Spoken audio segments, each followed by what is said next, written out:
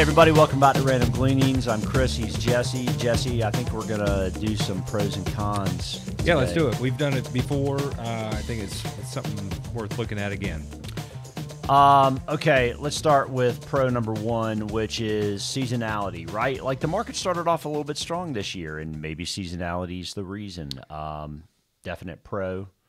Yeah, for sure. You know, we've talked about this chart before in regards to the presidential cycle. Year 3, on average, is the best. Pretty good. Yeah, best year of the presidential cycle. So this next chart is through at least mid-January, kind of a representation of 2022 going into 2023, and yeah, it's been up so far. You know, the first con that I really thought went with this is that there now is an alternative to stocks. I mean, you can go out on a 1-year U.S. Treasury and get a 4.87 yield as of this morning, and the day's February 7th. I mean, that's not insignificant. Yeah, I mean, that for the first time in a long time is an opportunity to actually put your money to work in something that should be very stable value and get a decent return for it. So that didn't exist for the last 12 or 15 years at all. So not at all. I mean, right. It's you know, and by the way, if your bank's not paying you 3%, you need to look carefully at your money, because you can go out today and get better yields without taking risk in the process. Okay, next chart, next pro. Inflation's peaked, Jesse.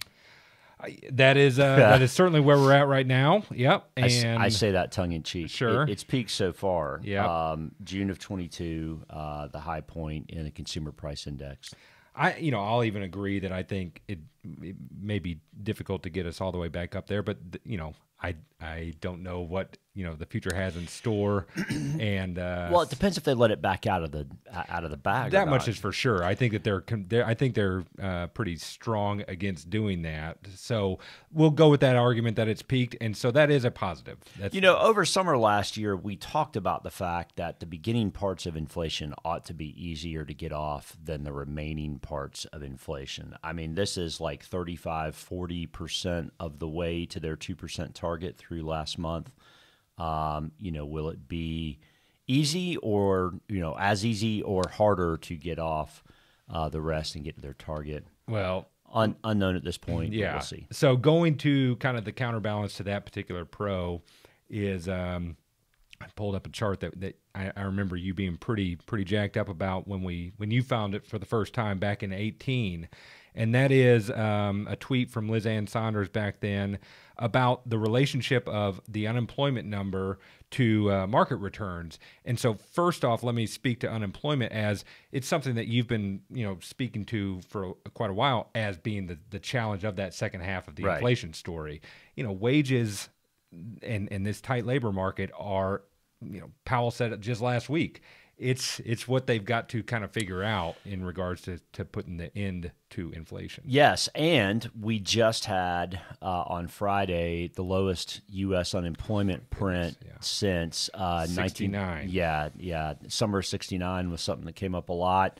I think it was actually October of 69, but 3.4% is the number. So let's talk about stock returns when unemployment is so low. I mean, hey, unemployment's low, economy's got to be good, stock's got to be doing great, right? Well, it does speak to the strength of the economy, maybe, but it does not necessarily project good future outcomes for stocks. And because the stock market is a discounting mechanism for the future, typically when things get down this low, it means that businesses are pretty rich with their costs, and right. And there may be some difficulty ahead. So Liz Ann pointed out in 2018 that if an unemployment rate was south of 4.3%, and of course we're at 3.4 now, from just post-World War II through spring of 2018, the average annual returns for equities during that time period were 2.2%, and actually the best performing setup was when unemployment was above 6. So I thought we might take a look at, since that chart was printed, what numbers look like. And here's what I found. From April 30th of 2018 through January 31st, if unemployment was north of 6, your annualized return during that time period was 48%. And that was 13 months. And yeah, it was in 2021 with stimulus and everything else.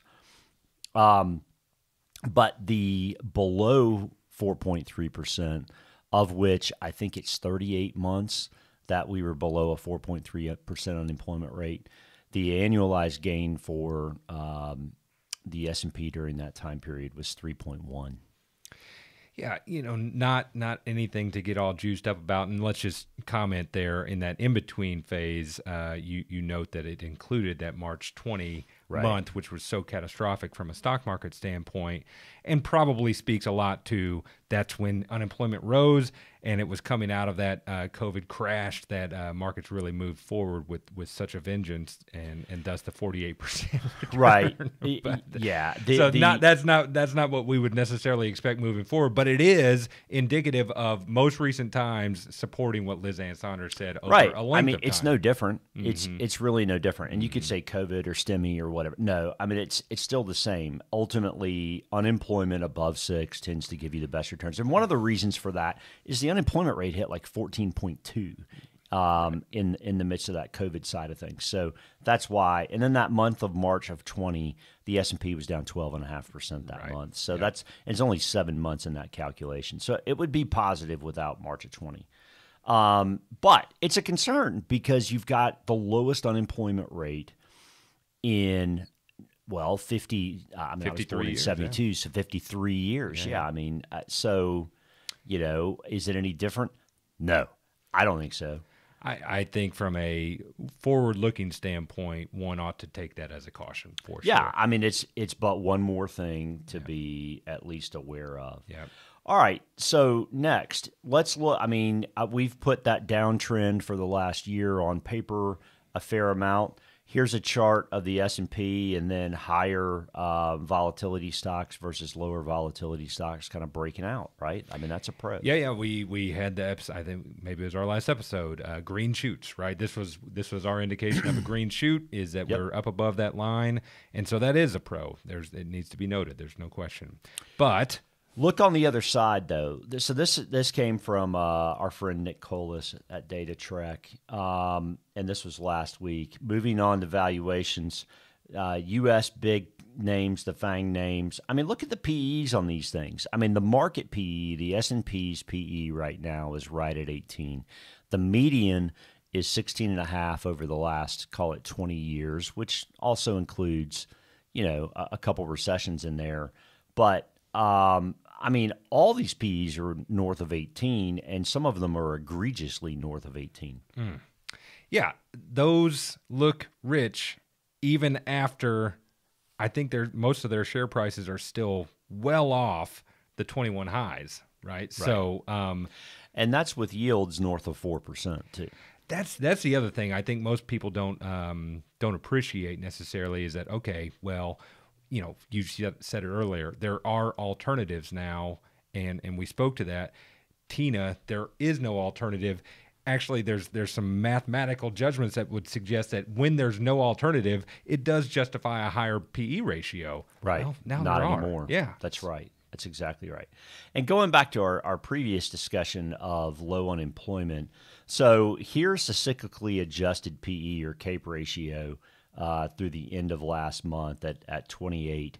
And next chart, if you look at low unemployment plus high cyclically adjusted PEs, the returns don't look real jam up. And this is hat tip to Charlie Bolello. This is going back to some work he did in 2018. But I mean, again, holds true. If markets were cheaper, returns might be higher. It supports our last two concerns: is unemployment low looking forward does not have the best outlook, and high cost or high prices to earnings ratio neither does that. You combine the two, and there it is. It's just not so rosy. Yeah. So let's go back to a pro. Let's look at what's happening from a market internal standpoint. Yeah, I saw this. I've mentioned Urian Timmer before. He puts out some good charts and found this. And really, the first thing that really screamed at me as he's calling attention to the the flip that has occurred from 22 to 23 in performance breadth. 22 was an unusual year in that there was less asset classes that had a positive return in 22 than there were in 2008. That's pretty dramatic. And so there has been a pretty dramatic shift as we've started 2023 from last year, which obviously has gotten people's attention and, should from a constructive view of the market. Yeah, for sure. And looking at it another way from our friend Willie Delwich at All-Star Charts, we're starting to see new highs kind of breaking out a tad. We need to see new highs, new lows, continue to be higher. We've shown the chart sort of sloping downward. Now we need to break through that ceiling, right? That straight across line. And, if we do that, well, then, yeah, it would be hard to argue that we're not in a period of, hey, maybe new bull market. But, we're still working to build that wall, right? So, but those are good things. From a con, this market in the near run is pretty overbought. In some ways you could argue we had a good year in January, and that's the big question, right? Does that continue for the rest of the year? Some folks, the market seems to think we could get a soft landing. The challenge to us is still the jaws of job openings versus unemployment, and we'll see. The other side of the challenge, and I've read Warren Pye speak to this, is the soft landing does require a great deal of faith in the Fed executing perfectly. I think the Fed has, in what we've spoken about with Mary Daly out in San Francisco, said that perfection is not necessarily their objective. Right. Their objective is to get back to price stability for the long run, and they may have to go overboard. So we've even seen some of our fundamental strategists start to get a little bit salty about the fact that they think the Fed's going too far, and that the data doesn't show they should. Kind of what planet are they on? And I think my synopsis would be, they think that there's a bunch of inflation from a wage perspective sitting there in the closet right around the corner, right? If they let wages stay where they are, or the supply demand imbalance of labor, right? Of labor. So it's going to be interesting. It will be interesting, and by the time this comes out, there will have been a reaction. But the Fed president, our chair, Powell, is going to speak again today in an interview process, not an official Fed meeting type thing. And so, hang on, and wait. We'll let as he says, we'll let the data tell us what we'll do next. But right. That's right. All right. That's all I got. I got nothing else. Happy February. Thanks so much for watching. We look forward to seeing you again next week. Stay tuned, share it with a friend, and hit subscribe if it's meaningful to you. We love to see you all come back and watch us again. Thanks.